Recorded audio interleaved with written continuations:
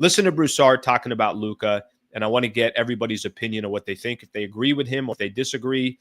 I'm going to forward here in about 20 seconds. Take a listen. And I am a huge fan of his. I nicknamed him Luka Legend, Larry Bird 2.0. But Luka Doncic is a ball hog. A great ball hog. A Hall of Fame ball hog. Future Hall of Famer. Yeah. An all-time elite ball hog. He's a ball hog. Watching that game, and I've watched him throughout his career, but that game over the top. This was ridiculous. What is this? You got all these guys just standing watching you. He took 9 shots in the first quarter, okay? And actually took 4 or 5 free throws, so he probably took 11 shots in the first quarter. And here's the thing. It's one thing to be a ball hog when you got Tim Hardaway as a teammate. Heck, even Jalen Brunson and Kyrie Irving. But when you are going 5 out and everybody's standing there watching you operate and LeBron James is a teammate, that ain't good. All right, let me pause it right there. I'll get to a little bit more of what he was talking about as we go. So let me first say this. Let me just say this. I think for me, does Luka have the ability to drop 40 any given night? Of course he does. Of course he does. No question about it. All the greats do. Shea can drop 50 tomorrow, no problem. Give me the best players. Nikola Jokic can drop 40 tomorrow, and it's like, yeah, that's no big deal. It's what I do in my sleep. All these guys have the ability to do that. But I think something that's interesting right now with the Lakers and something that they're going to have to try to figure out, which is going to be a big part of the rest of, the remainder of this regular season. What's the balance? Because if I'm a defense on another team, I want Luka jacking up a lot of shots. I do. It's not that Luka can't hit these shots. It's not that Luka can't go out there and, get bucket after bucket. But here's what I don't want from Luka Doncic. Somebody had said here, and, I apologize, I can't find it right now. But somebody had said here at one point, I'd love to see Luka get everybody else involved first and then get his a little bit later. What makes Luka so dangerous, he can drop 40 on your ass at any given night and get a triple-double. But to me, what makes Luka most dangerous is he can have 15 assists in the process. And if he's got 15 assists or 12 assists or any of those, all of a sudden it's Austin Reeves that's cooking early because Luka got him looks. It's Rui Hachimura that hit a couple of shots because Luka got him space and created a good shot for him, or Dorian Finney-Smith or Jackson Hayes or any of these other players that we're talking about. Or in this case, because LeBron is back, and there is so much attention on Luka, that's what makes Luka most dangerous. I'm going to give you guys another player. Let's go to Nikola Jokic here real quick. Nikola Jokic is the best player in the world. I don't think many people are going to argue that. I've said this before. I used to say this all the time when I was doing the pregame show with Michael Thompson. Anytime Lakers were going to play Denver, it was like, and Michael would say this, and I'd agree with him, whatever the case is. But the conversation was like, look, if Nikola Jokic wants to take 25 shots and have 40 points, cool. But can you limit Aaron Gordon, Jamal Murray, Michael Porter Jr.? I know it's a lot to ask for, but the idea and the concept was as long as Jokic doesn't get those 12, 13, 14 dimes, he's going to get his 30 either way. But he gets 13, 14 dimes, that's a wrap. I mean, that means everybody's getting involved. Everybody's eating. I think the point Chris Broussard is trying to make is, I know his point is a little bit more specific towards LeBron, but I think the point that he's trying to make is if I'm an opposing team and Luka wants to come out and have – Luka's had a lot of first half where he's had 20, 25, 27, 29. I think he had I'm trying to think here. Was 29 against Chicago? I don't remember which team it was against. Maybe it was against Denver. I can't remember who it was. But he's had a lot of games where he's established in the first half, I'm going to get mine. The problem is if it ain't everybody else, and if it's Luka can go get his at any point of the game. But if it's Luka getting his and everybody else just kind of standing around, That's not good basketball, and I don't think that's going to be a recipe for success for the Lakers. Let's keep listening here. And here's where the problem is. Look at LeBron. LeBron's like, he's treating LeBron like Chris Bosh and Kevin Love felt when it was LeBron and D-Wade and LeBron and Kyrie. And here's the thing.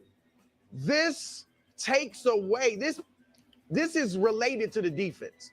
Because when you are just watching one guy operate, and you're standing there watching him do all this and take sometimes back, even he's making some of them, but they're bad shots, that takes away from your morale, especially when that guy can't defend.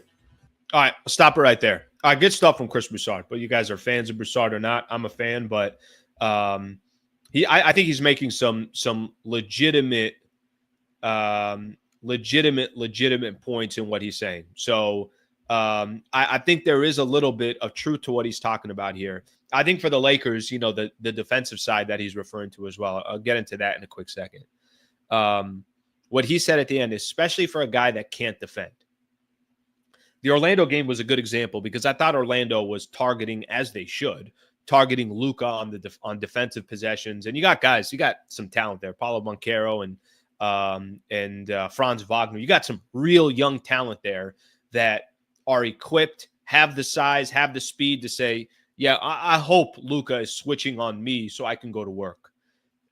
You heard the Lakers say, it might have been Luka. I can't remember if it was Luka or Dorian Finney-Smith. Somebody had indicated that the defense has the offense has clearly hurt the Lakers' defense because they're allowing the offense to kind of dictate how much effort they put towards the defensive side, how engaged they are on the defensive side. Obviously, that's not a good game plan.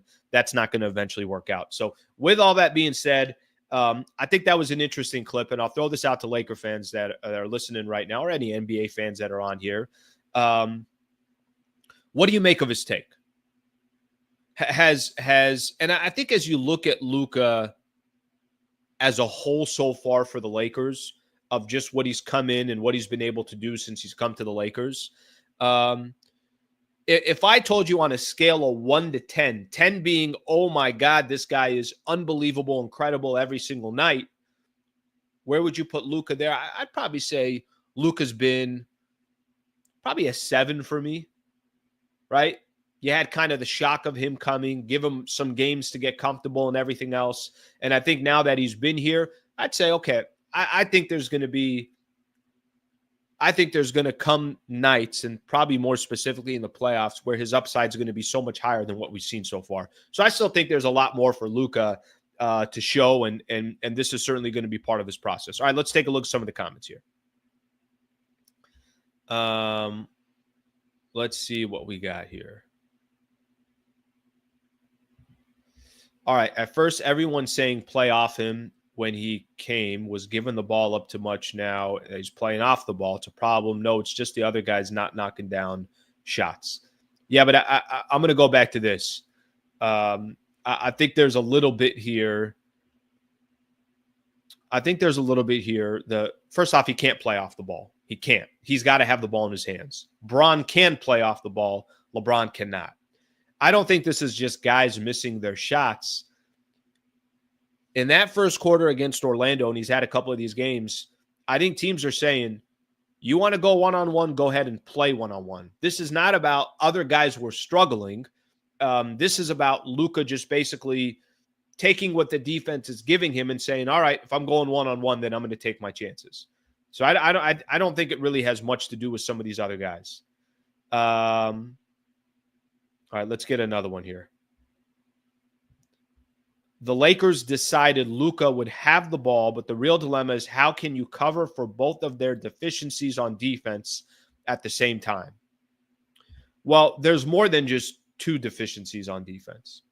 John, thank you for the super, brother. I appreciate you. There's more than just 2 deficiencies.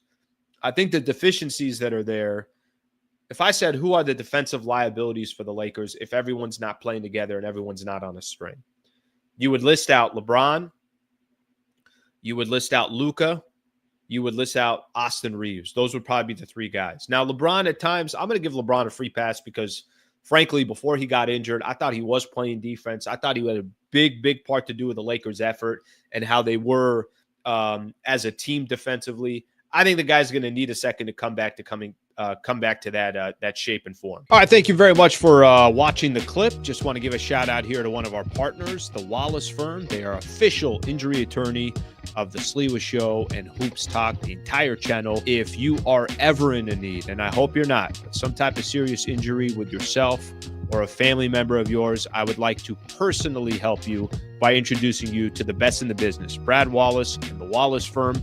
Also got a URL out here that you can use as well. Just go to wallacewins.com/Sliwa. Thank you for their partnership, and thank you for being a part of the Sliwa Show.